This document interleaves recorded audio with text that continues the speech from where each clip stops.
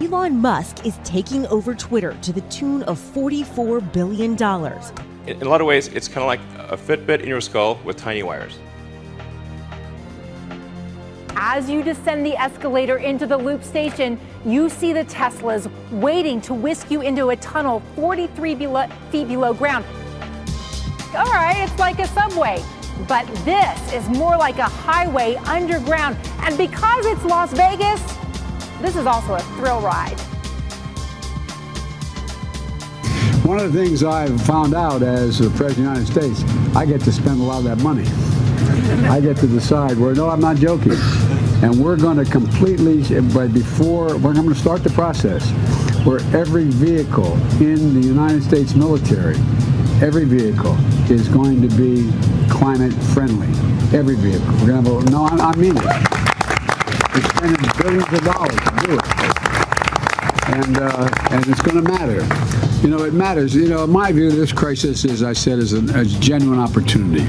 An opportunity to do things we wanted to do, and only now have become so apparent. By now, we've all heard a lot of talk, a lot of promises. We think it's time to see what it can do. It's time for electric to turn into lightning. An electric truck that can match the ambitions of this nation. Mr. President! This sucker's quick. How's it drive?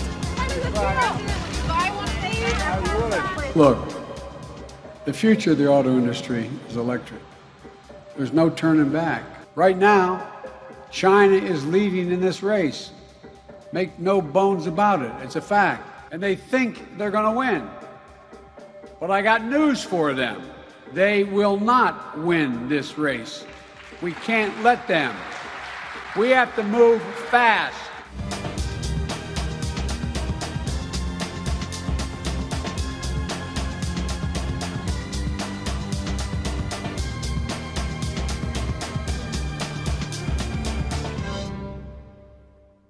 Perfect. I'll be there at 11. Is this us? Absolutely.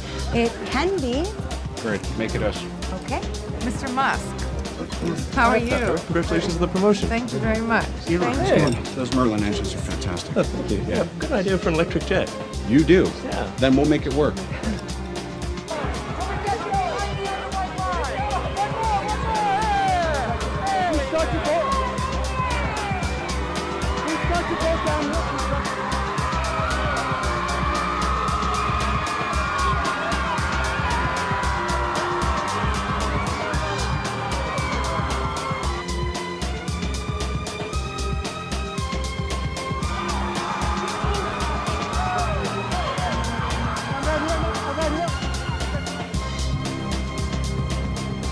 After weeks of corporate wrangling, Twitter's board of directors accepting the billionaire's buyout offer in a unanimous vote.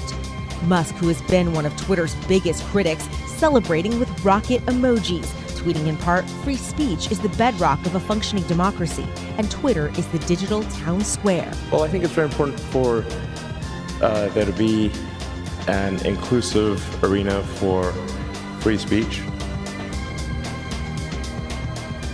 That system is our enemy. But when you're inside, you look around, what do you see? Businessmen, teachers, lawyers, carpenters, the very minds of the people we are trying to save. But until we do, these people are still a part of that system, and that makes them our enemy. You have to understand, most of these people are not ready to be unplugged. And many of them are so inured, so hopelessly dependent on the system, that they will fight to protect it. Were you listening to me, Neo? Or were you looking at the woman in the red dress? I was. Look again. Freeze it.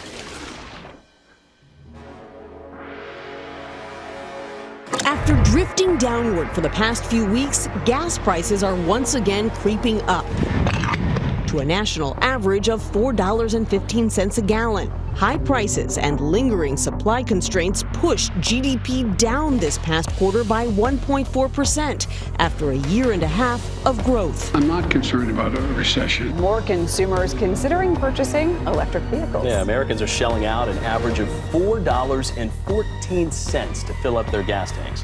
That is $1.25 higher than just a year ago. Whoa. Now our Verify team is looking into claims about fires after several U.S. food processing plants went up in flames in recent months. Recent fires at food processing plants across the U.S. have several people speculating online if something else is behind them. This tweet notes a, quote, odd coincidence that, quote, 18 U.S. food processing facilities burned down in the last 6 months. The question that we're looking at today, are people setting food processing plants on fire intentionally in order to create a food shortage? We've seen Tesla for almost 20 years now break new ground and deliver some extraordinary product and build an amazing company. And only this week we've seen Ford start to deliver now the Ford, F-150 Lightning, which I think is truly significant, certainly in America. Some critics worry how Musk, who's faced his own backlash over controversial and offensive tweets, will handle Twitter's challenges with misinformation and toxic content. The ACLU raising concerns over a powerful central actor having so much control over the boundaries of our political speech online. Look again.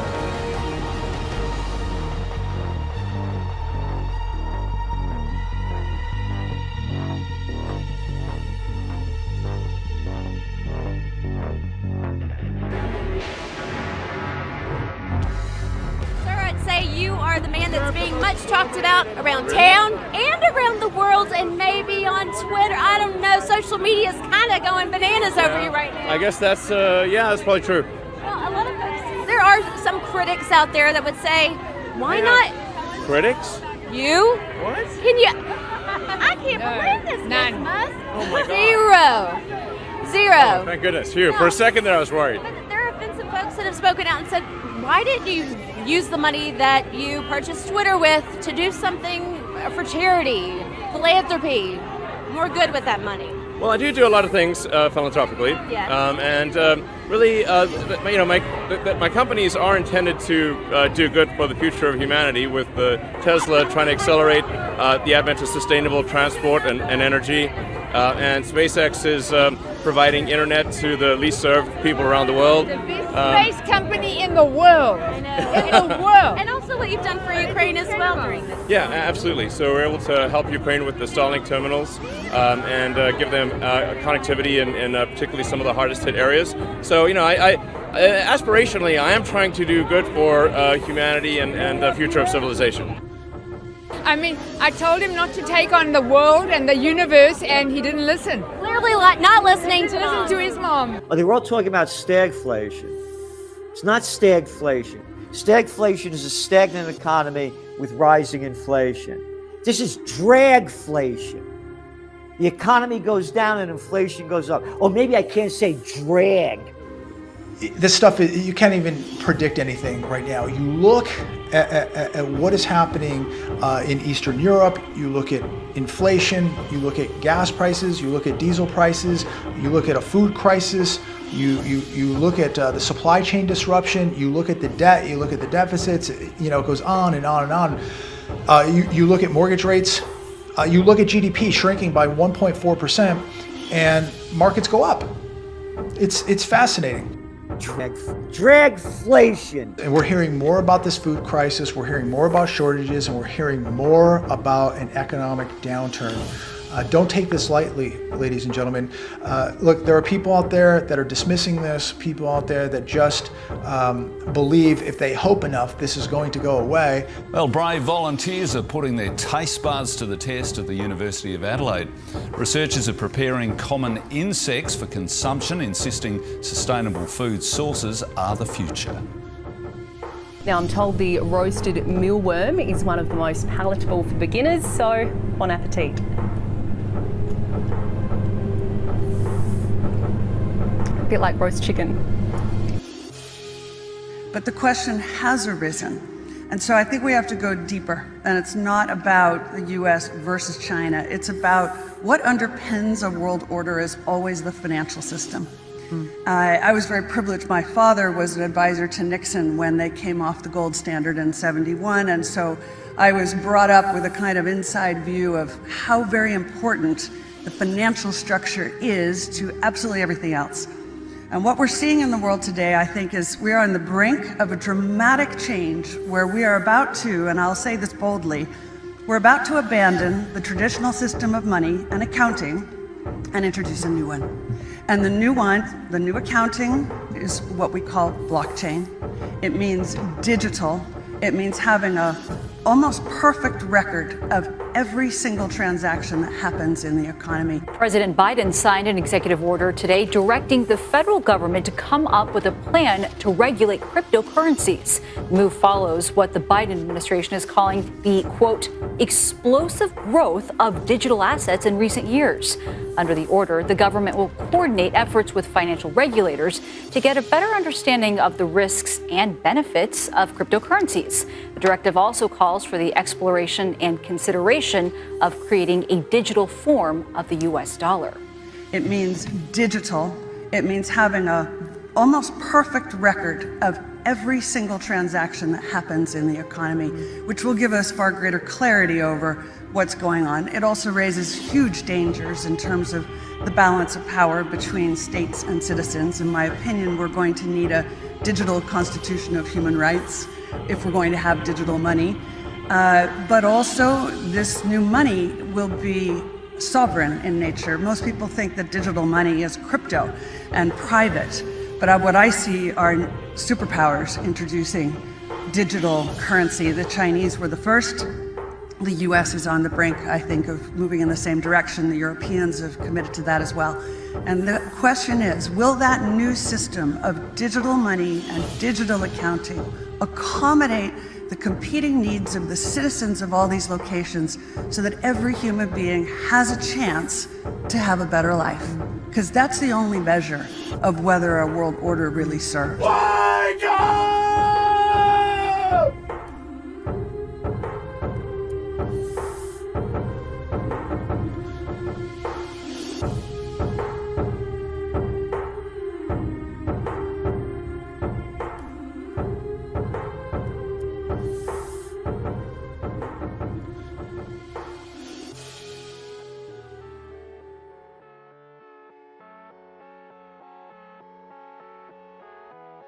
Bill, how confident are you that we as a global community will deal with the next pandemic better? You know, if we're rational, yes. The next time we'll catch it early and it won't go global like it did this time.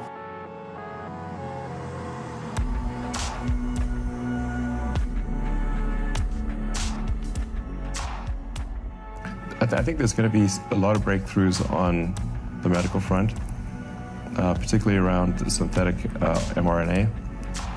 You can basically do anything with synthetic RNA, DNA.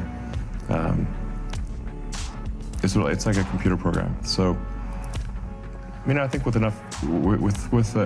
effort that's not too crazy, you could probably stop aging, reverse it if you want. You can basically do it. You can turn someone into a freaking butterfly if you want with the right DNA sequence. Small thing has happened. Russia has invaded Ukraine, and it feels like we're in a new world. We are going to be seeing higher energy prices, higher food prices for years to come. It seems difficult to see how this resolves itself very quickly. What does that say to you about the economic outlook for the next few years?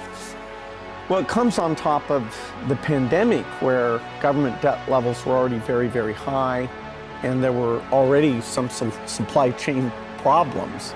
And so it's likely to accelerate the inflationary problems that rich world economies have and force an increase in interest rates that eventually will result in an economic slowdown. It could be the world's tallest moving statue ever, towering above us and above its predecessors.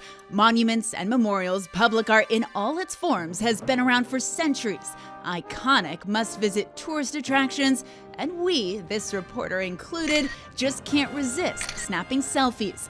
Public art really allows us to engage with places in a new way. People question, what is this? Why is it here? We discover new areas of our city. We get excited about the places where we live. It can also bring mega tourist dollars and support the local economy. On this side of the pond, a group of entrepreneurs are trying to fund an ambitious project to do just that.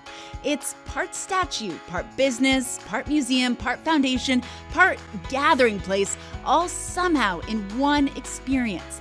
I mean, it's gigantic, and it's unusual, and it's magnificent, and it uses technology actually to celebrate humanity.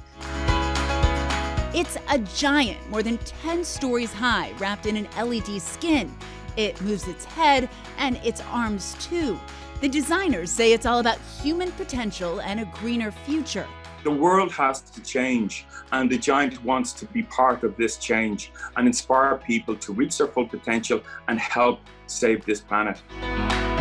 Their goal, put a colossal statue in 21 cities, each one highlighting the giants in their community. It's going to hook into the communities, and it's going to offer something really positive and also something fun and also something inspiring. And no need to take a traditional selfie, the giant does it for you. And after the year we've all had, reconnecting locally and globally is exactly what we need. Right? Wrong. We have breaking news. More than 100 people injured at a major holy site in Jerusalem. Israeli police clashed with thousands of Palestinians who were gathered at this mosque. And let's take a live look at the Al-Aqsa Mosque, where prayers have just ended. You see some people gathered out there. Mild protests right now. There are reports that protests have begun again. Ariel Reshef, just back from Israel, starts us off. Good morning, Ariel.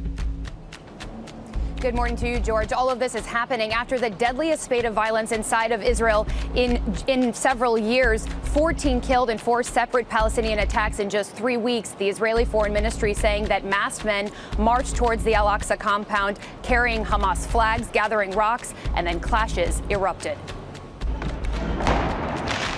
This morning, clashes and chaos in Jerusalem. More than 100 injured after Israeli security forces entered the Al-Aqsa Mosque after they say Palestinians hurled rocks along the mosque's perimeter. Israeli police firing tear gas and stun grenades, the move seen as a provocation. 60 people inside the mosque arrested. The Israeli police saying 3 officers were wounded from what they call massive stone throwing. All of this happening as both Ramadan and Passover fall on the same weekend. Both holidays expected to bring tens of thousands into Jerusalem's Old City. Tensions have been heightened amid a recent wave of violence at the holy site, which is sacred to both Jews and Muslims. Clashes here helped spark an 11-day war with Hamas militants in the Gaza Strip last year. Over the last few weeks, the deadliest spate of violence since 2016. 14 killed, among them Jews, Arab Israelis, and foreign nationals, in 4 separate Palestinian attacks inside the country. And Israeli officials saying this morning that they are committed to the religious freedom of peaceful worshippers at Al-Aqsa. Hamas and other Palestinian militant groups have called for resistance for days. A Hamas spokesperson saying this morning that they will protect Al-Aqsa at all costs. Michael? All right, Ariel, peaceful would be very nice. Thank you so much.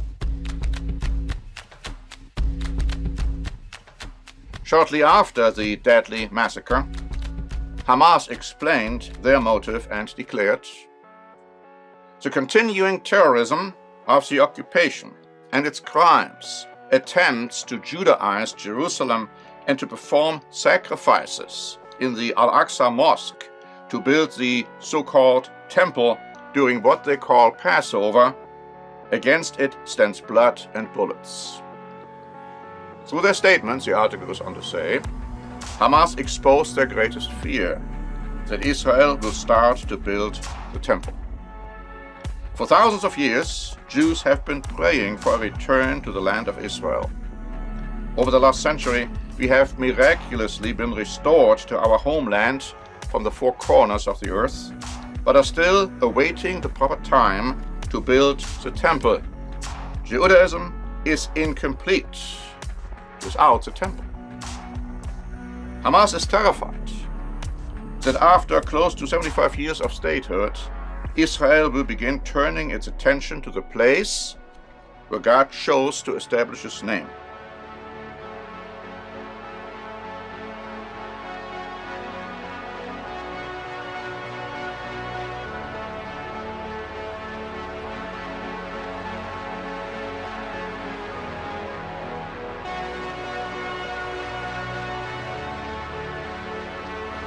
Stephen Strange. The Illuminati will see you now.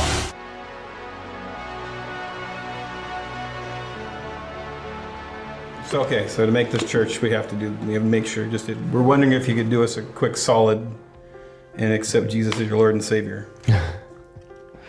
On the show.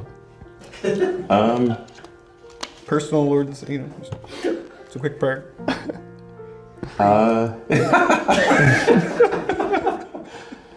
I mean, let's just say, like, I agree with the principles that Jesus advocated, and that there's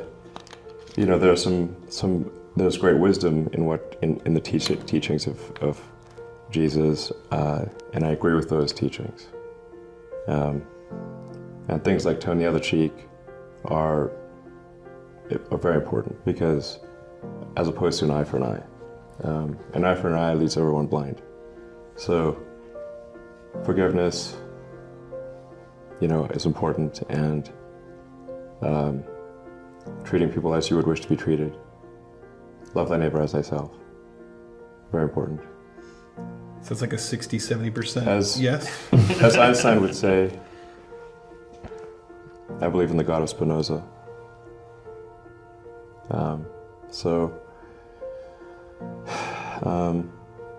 But hey, if Jesus is saving people, I mean, I wouldn't stand in his way. I'll be sure, I'll be saved. Why not?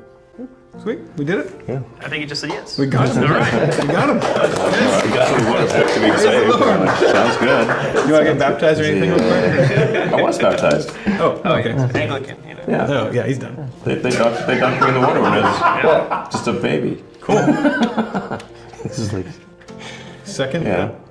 I even had the blood and body of Christ, which was kind of weird, if you're a little kid, you get to give you some weird tasting, biscuit and wine. Yeah. And I'm like, what the hell is this?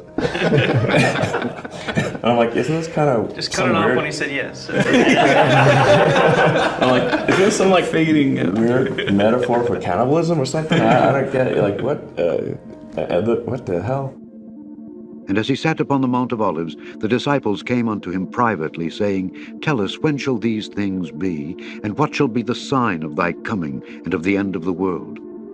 And Jesus answered and said unto them, Take heed that no man deceive you. For many shall come in my name, saying, I am Christ, and shall deceive many. And ye shall hear of wars and rumors of wars. See that ye be not troubled. For all these things must come to pass, but the end is not yet. For nation shall rise against nation, and kingdom against kingdom, and there shall be famines and pestilences and earthquakes in divers places. All these are the beginning of sorrows.